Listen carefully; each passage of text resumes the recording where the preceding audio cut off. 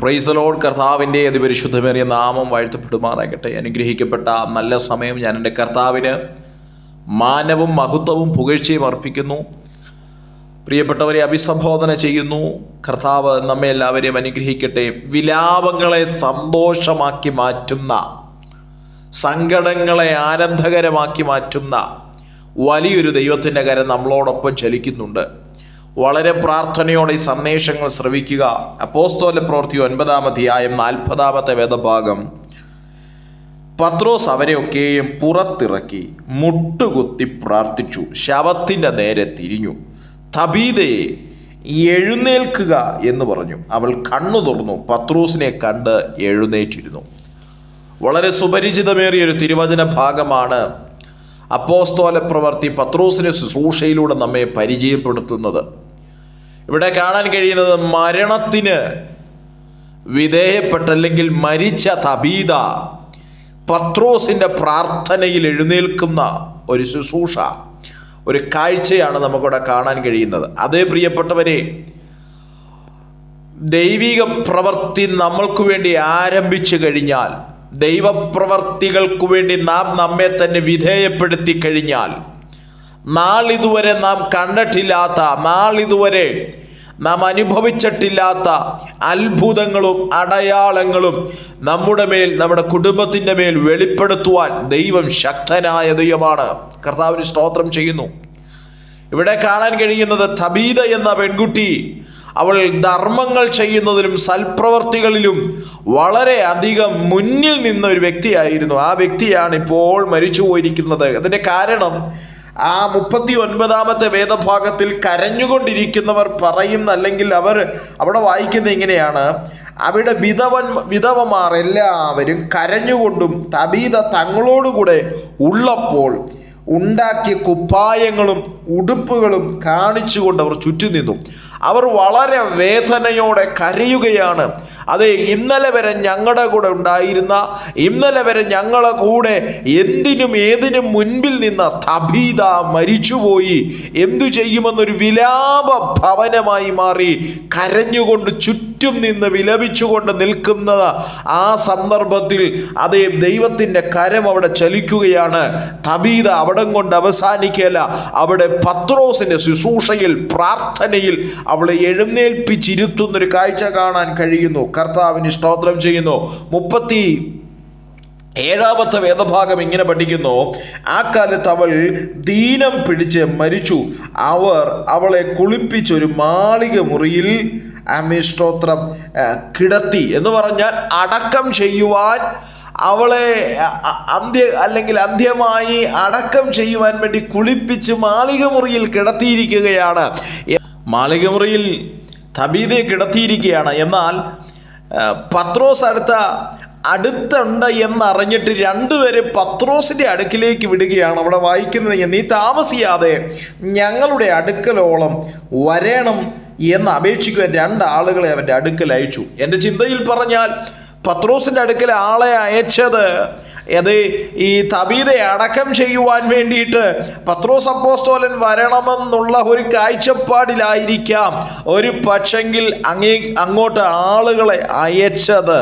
എന്നാൽ പത്രോസ് അവിടേക്ക് വരുന്നത് ആശംസ പറഞ്ഞ് അടക്കം ചെയ്യുവാനല്ല, അടക്കം ചെയ്യാൻ വിളിച്ചവനെ എഴുന്നേൽപ്പിക്കുവാൻ വേണ്ടിയിട്ട് പത്രോസ് മുട്ടുകുത്തി പ്രാർത്ഥിക്കുകയാണ്. പ്രിയപ്പെട്ടവരെ, ഇന്ന് ഈ സന്ദേശം പറഞ്ഞുകൊണ്ട് നിൽക്കുമ്പോൾ നാം ആ മിശ്രോത്രം എഴുതി വെച്ച് പ്രാർത്ഥിച്ചതും നാളുകൾ കൊണ്ട്, വർഷങ്ങൾ കൊണ്ട് പ്രാർത്ഥിച്ചു കൊണ്ടിരുന്നതുമായ വിഷയങ്ങൾ ഉപേക്ഷിച്ച് കളഞ്ഞതായ അനേക വിഷയങ്ങൾ കാണും.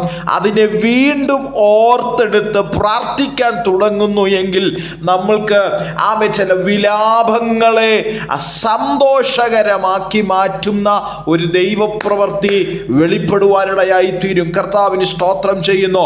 ഇവിടെ വളരെ ദുഃഖിച്ച് കരയുകയാണ് അവിടുത്തെ വിധവമാർ.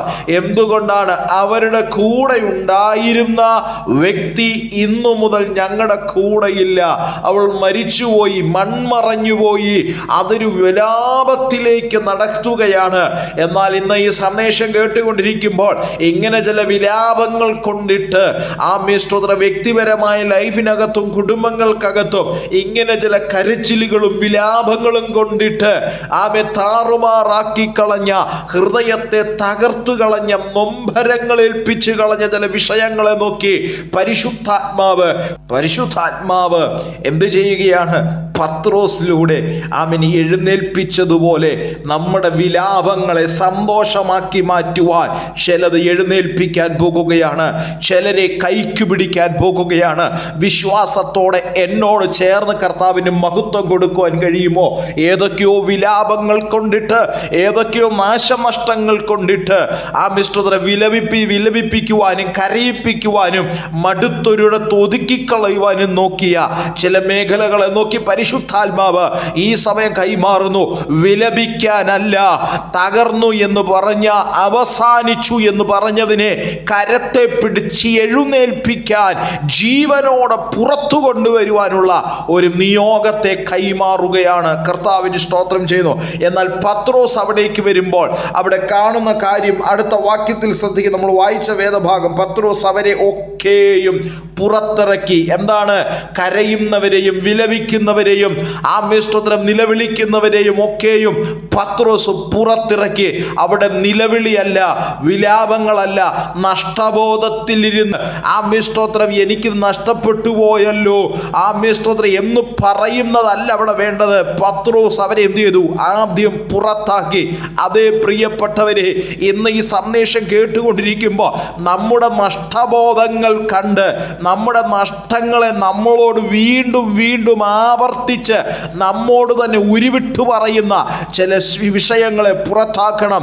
ചില വ്യക്തികളെ അവോയ്ഡ് ചെയ്യണം. കർത്താവിന് സ്തോത്രം ചെയ്യുന്നു. നഷ്ടങ്ങളെ പറഞ്ഞ് വേദനിപ്പിക്കുന്നവനല്ല നമ്മുടെ ദൈവം. ഏതു നഷ്ടത്തെയും നികത്തിത്തരാൻ കരുത്തുള്ളവനാണ് നമ്മുടെ ദൈവം. ആമേൻ. അവിടെ അവരെ എന്ത് ചെയ്തു? പുറത്താക്കി. എന്നിട്ട് മുട്ടുകുത്തി താൻ പ്രാർത്ഥിച്ചിട്ട് ശവത്തിന്റെ നേരെ തിരിയുകയാണ്. കർത്താവിന് സ്തോത്രം ചെയ്യുന്നു. ഇന്ന് ഈ സന്ദേശം കേട്ടുകൊണ്ടിരിക്കുമ്പോഴും നഷ്ടത്തെ നോക്കി വിലപിക്കുന്നതിനും അപ്പുറമായി, നഷ്ടബോധത്തെ ഓർത്ത് മടുത്തിരിക്കുന്നതിനും അപ്പുറമായിട്ട് അതിൻ്റെ നേരെ തിരിഞ്ഞിട്ട് വിശ്വാസത്താൽ ചിലത് പ്രഖ്യാപിക്കാൻ തുടങ്ങണം. വിശ്വാസത്താൽ ചില പ്രഖ്യാപനങ്ങൾ നടത്തുന്നു എങ്കിൽ അടുത്ത വാക്യത്തിൽ പത്രോസ് ചെയ്തത് കാണുന്നു. എഴുന്നേൽക്കുക എന്ന് പത്രോസ് പറഞ്ഞു. ചില വിഷയങ്ങളെ നോക്കി ആത്മാവിൽ അധരങ്ങളെ ചലിപ്പിച്ചു പറ, ഈ വിഷയത്തിൽ ഇനി ഞാൻ മടുത്തിരിക്കത്തില്ല, ഈ വിഷയത്തിൽ ഇനി ഞാൻ തളർന്നു പോകത്തില്ല, ഈ വിഷയത്തെ ദൈവം കൈകാര്യം ചെയ്യും. അടുത്ത പദം കാണുന്നു, അവൾ കണ്ണു തുറന്നു. പത്രോസിനെ കണ്ടു, എഴുന്നേറ്റ് ഇരുന്നു. അതേ പ്രിയപ്പെട്ടവരെ, ചില വിഷയങ്ങൾ എഴുന്നേൽക്കാൻ തുടങ്ങിയ, ചില വിഷയങ്ങൾ നമ്മുടെ മുമ്പിൽ വിലപിച്ച, ചില വിഷയങ്ങൾ നമ്മുടെ മുമ്പിൽ മാറിയിട്ട് ദൈവപ്രവൃത്തി നമുക്ക് വേണ്ടി കർത്താവ് വെളിപ്പെടുത്താൻ പോകുക. ഇന്നലെ വരെ വിലപിച്ചിരുന്നത്, ഇന്നലെ വരെ ദുഃഖത്തോടിരുന്നത്, ഇന്നലെ വരെ നമ്മെ കരയിപ്പിച്ചത് ഇന്ന് പരിശുദ്ധാത്മാവ് കൈമാറുന്നു. വിലപിച്ചിരിക്കാനല്ല, കരഞ്ഞുകൊണ്ടിരിക്കാനല്ല, മടുത്തു പോകാനല്ല, മടുത്തുപോയെന്നും നഷ്ടപ്പെട്ടെന്നും പറഞ്ഞ വിഷയത്തെ നോക്കിയിട്ട് വിശ്വാസത്തോടെ ചില പ്രഖ്യാപനങ്ങൾ അധരങ്ങളെ ചലിപ്പിച്ചു പറയുന്നു എങ്കിൽ നഷ്ടത്തെ ലാഭമാക്കി അതിനെ എഴുന്നേൽപ്പിക്കുന്നൊരു ദൈവത്തിൻ്റെ കരമുണ്ട്. അതുകൊണ്ട് വളരെ വിശ്വാസത്തോടും പ്രാർത്ഥനയോടും കൂടെ നമുക്ക് ദൈവസന്നിധിയിൽ മുൻപോട്ട് പോകാം. ചില വിലാപങ്ങളെ സന്തോഷമാക്കി മാറ്റുന്നൊരു ദൈവത്തിൻ്റെ കരം നമ്മളോട് കൂടെ ചലിക്കുന്നു. വളരെ പ്രാർത്ഥനയോടെ, ദൈവാശ്രയ ബോധ്യത്തോടെ നമുക്ക് മുൻപോട്ട് പോകാം. കർത്താവ് വചനങ്ങളാൽ നമ്മെ ഏവരെയും അനുഗ്രഹിക്കട്ടെ. God bless you. Thank you.